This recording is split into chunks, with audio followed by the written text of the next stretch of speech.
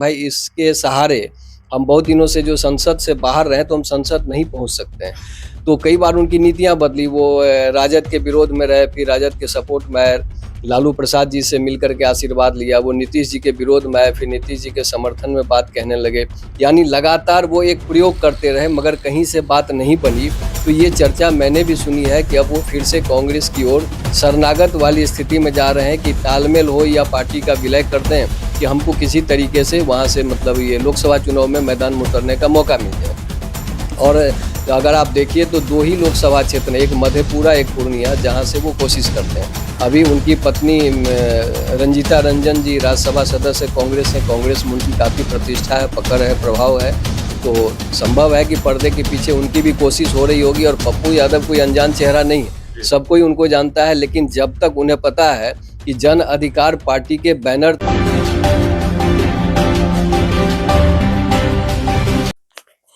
देखिए, इस वक्त हमारे साथ बिहार के जाने माने पत्रकार जयकृष्ण सर हैं और सवाल पप्पू यादव को लेकर होगा। पप्पू यादव को लेकर ढेर सारी खबरें सामने आ रही हैं, कई जानकारियां निकलकर सामने आ रही हैं। कांग्रेस में अपनी पार्टी का विलय चाहते हैं, या इसको दूसरे तरीके से कहें तो वाया कांग्रेस इंडिया गठबंधन में एंट्री चाहते हैं। पूर्णिया की सीट पर जीत कंफर्म हो सके, क्योंकि पूर्णिया की सीट पर तो वो तैयारी कर रहे हैं, प्रणाम पूर्णिया के नाम से अभियान चला रहे हैं। तो अपनी सांसदी को सुनिश्चित करना चाहते हैं। संसद का चुनाव 2024 का लोकसभा चुनाव जीतने में आसानी हो सके, इसके लिए एक राजनीतिक ठिकाने की जरूरत है और इंडिया गठबंधन जाहिर है मुफीद ठिकाना है। हमारे साथ हमने आपको बताया कि जयकृष्ण सर हैं। सर, पप्पू यादव का क्या होगा और क्या इतना आसान होगा? पप्पू यादव की एंट्री क्या इतनी आसान होगी इंडिया गठबंधन में? तेजस्वी यादव को फूटी आंख नहीं सुहाते हैं। बिहार में कांग्रेस के कई बड़े नेता हैं जो जिनको फूटी आंख पप्पू यादव नहीं सुहाते हैं। देखिए, पप्पू यादव अगर निचोड़ रूप से कहा जाए तो प्रयोगवादी नेता है। एक दौर था कि पूर्णिया से सांसद थे, उन्होंने काफ़ी काम किया, नाम कमाया, और उसके बाद फिर राजनीतिक परिस्थिति बदली और वो कई दलों के साथ संपर्क में आए और फिर उन्होंने जन अधिकार पार्टी बनाया और उसके जरिए वो सक्रिय रहे। बिहार के कई क्षेत्रों में उन्होंने भ्रमण किया, उनके समर्थक भी हैं, उनके कार्यकर्ता भी उत्साही हैं, सब कुछ है।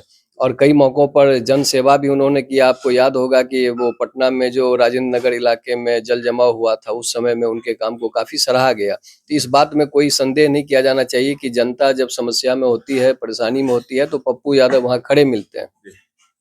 लेकिन पप्पू यादव के साथ दिक्कत क्या है कि उन्होंने जो अपना एक अलग प्लेटफॉर्म खड़ा किया, उसके जरिए काफ़ी मेहनत किया और उनको लगा कि भाई इसके सहारे हम बहुत दिनों से जो संसद से बाहर रहे तो हम संसद नहीं पहुंच सकते हैं। तो कई बार उनकी नीतियां बदली, वो राजद के विरोध में रहे, फिर राजद के सपोर्ट में आए, लालू प्रसाद जी से मिलकर के आशीर्वाद लिया, वो नीतीश जी के विरोध में आए, फिर नीतीश जी के समर्थन में बात कहने लगे। यानी लगातार वो एक प्रयोग करते रहे मगर कहीं से बात नहीं बनी। तो ये चर्चा मैंने भी सुनी है कि अब वो फिर से कांग्रेस की ओर शरणागत वाली स्थिति में जा रहे हैं कि तालमेल हो या पार्टी का विलय कर दें कि हमको किसी तरीके से वहां से मतलब ये लोकसभा चुनाव में मैदान में उतरने का मौका मिल जाए। और अगर आप देखिए तो दो ही लोकसभा क्षेत्र हैं, एक मधेपुरा एक पूर्णिया, जहां से वो कोशिश करते हैं। अभी उनकी पत्नी रंजीता रंजन जी राज्यसभा सदस्य कांग्रेस हैं, कांग्रेस में उनकी काफ़ी प्रतिष्ठा है, पकड़ है, प्रभाव है।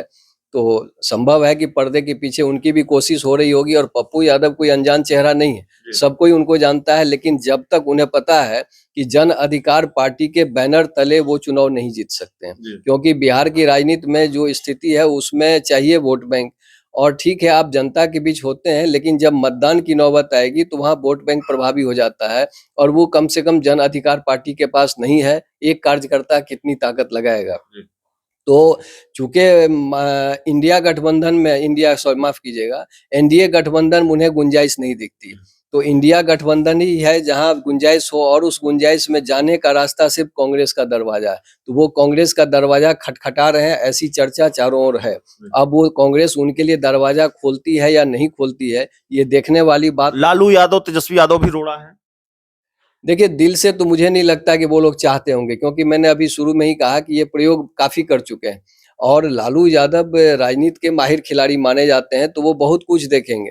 और बहुत सारी चीजें हैं। अभी एक और जहां तेजस्वी यादव को एक मजबूत युवा नेता के रूप में उभारने की तैयारी हो रही है, वहां पर ऐसे किसी नेता को आरजेडी हो जो है खास तौर पे आगे बढ़ाना नहीं चाहेगा, जो आगे चल के तेजस्वी यादव के नेतृत्व के आगे जो है एक सवाल बने, एक चुनौती बने, एक अलग लाइन खींचे, तो ये नहीं चाहेंगे। तो मुझे लगता है कि इन सारी चीजों की वजह से, और कांग्रेस बिहार में उस स्थिति में नहीं है कि वो किसी एक सीट के लिए, किसी एक नेता के लिए आरजेडी पर दबाव डाले, और आरजेडी दबाव झेलने की स्थिति में भी नहीं, क्योंकि आरजेडी का अपर हैंड बिहार में है, और कांग्रेस हो या वामपंथी दल हो, सबको पता है कि आरजेडी के सहारे ही जो है वो लोकसभा चुनाव में कुछ कर सकते हैं, उनके अपने कैडर हो सकते हैं, उनके पास वोट हो सकते हैं, लेकिन उसमें उतनी ताकत नहीं हो सकती कि वो अच्छा प्रदर्शन करें जब तक आरजेडी का सहयोग उनको ना मिले। जी, तो देखिए हमारे साथ बिहार के जाने माने पत्रकार जयकृष्ण सर थे। पूरा हिसाब किताब समझा दिया है। पप्पू यादव का खेल लालू यादव बिगाड़ सकते हैं, और लालू यादव क्यों नहीं चाहेंगे कि पप्पू यादव की इंडिया गठबंधन में एंट्री हो,